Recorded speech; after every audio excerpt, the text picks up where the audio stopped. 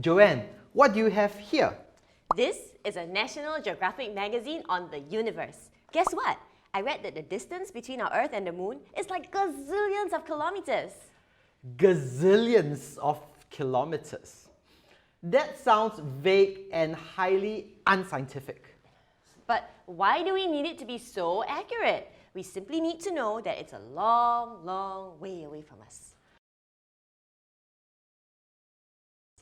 Well, imagine that we want to launch a spaceship to the moon.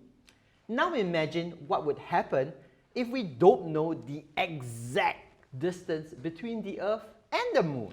Okay, I get it. We might not have enough fuel to get to the moon or to come back. That's why we need to know exactly how far away the moon is. Indeed. So it all begins with simple measurements back here on Earth in meters. Do you know that all quantities have a standard unit of measurement?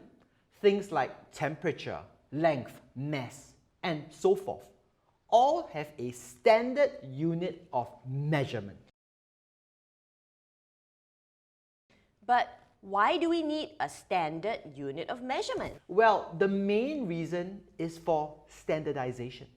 For example, let's say you work for me and I said that I would pay you $1 for doing the work. After completing the work, you expect me to pay you $1 but I paid you $1 Hong Kong instead. Wouldn't you feel cheated?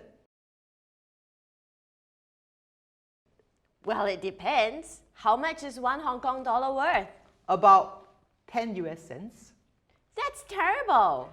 And that's why it's important that all of us use a standard unit of measurement so that we all have the same reference point and to ensure that we are all talking about the same thing. I get it now. We call these standard units of measurement SI units, and these units are internationally recognized units that are used as basis for measurements around the world. Really? Are there any countries that do not use these units? Just a few, but most notably the USA. They use imperial units. Anyway, the kilogram, kg, the meter, m, and the second, s, are the base SI units for mass, length, and time, respectively.